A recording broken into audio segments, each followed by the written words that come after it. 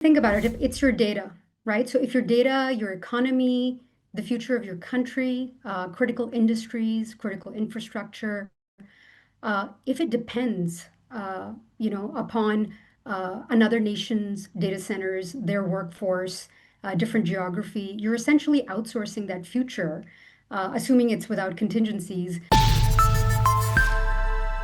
Welcome back inside our proactive newsroom. And joining me now is Khadija Mustafa. She is the newest member of the advisory council for VivoPower. And Khadija, it's great to see you. How are you? Doing great, thanks, Steve. Good to have you along. Excited to learn a bit more about reasoning behind this decision to join the advisory council. I know that you've had a long career and a storied career with Microsoft and some other companies as well. So talk to me a little bit about why the advisory council for VivoPower is something you wanted to do. Well, Vivo is operating at the scarcest layer of the AI economy. So when you think about powered land, powered permitted land, and it's an area that's getting scarcer with time. Some people are calling it the zero layer. So everything depends upon it. And it's also it's where all the bottleneck is happening. So it's the slowest challenge to solve. So they're right there. Yeah. You described AI in the past as the operating system for nations. Talk to me a little bit about why it's strategically important for governments to be concerning themselves with AI. Well, I mean, think about it. If it's your data, right? So if your data, your economy, the future of your country, critical industries, critical infrastructure, if it depends, upon another nation's data centers, their workforce, different geography, you're essentially outsourcing that future, assuming it's without contingencies, basically on someone else's terms. And when we think about the geopolitical environment, especially right now, this is such a critical piece that if nations weren't thinking about it before, they're definitely going to be thinking about it going forward. Yeah. As I mentioned, you've had a pretty storied career. You've worked with hyperscalers, you've worked with sovereign wealth funds. And I'm just wondering, as far as Vivo Power's model is concerned, how does that sort of stand out to you? It does stand out. If you think about it, they've got a very strong ecosystem of investors. So, top VCs who've invested in the likes of OpenAI and Anthropic, they're connected with royals, family offices that are supporting royals. So they've got this dispersed and very strong support network. They're also a B Corp.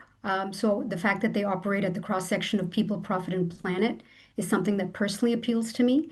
And then thinking, or I should say, operating in a sort of a geopolitically neutral environment, which is very important. So I think their model is one that's going to be very appealing to the likes of hyperscalers, to the frontier model AI titans, to nations that are thinking about sovereignty, and you name it.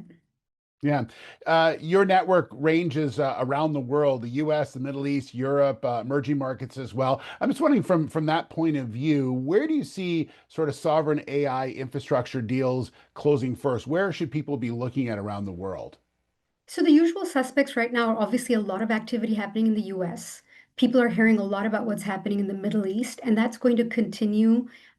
There's obviously some challenges right now, but you're going to see the Gulf countries where you see capital, a regulatory environment and urgency. So you're going to continue to see those deals happening, but also I would say middle powers, what Mark Carney calls middle powers. And especially in this geopolitical environment, as nations are really beginning to see the reality of this.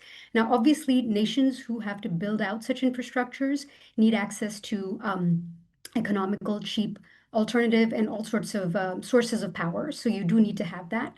But countries that have big populations, or rather a lot of AI demand as well, it's going to be critical. So look to everything from East Africa, Southeast Asia, South Asia, Central Asia, and quite a few other places. It's going to be driven both in terms of national sovereign demand, but also when you think about the commercial sector. And of course, the big hyperscalers and the big companies that I've mentioned who want to be a provider to nations and commercial interests in so many different countries, and they want to be able to provide access to that even indirectly. Well, really appreciate your time. Thanks so much for being with us. It was good to meet you. Congratulations on your new posting in the advisory council. Thanks for having me. All right, there is Khadija Mustafa, newest member of the advisory council for VivoPower.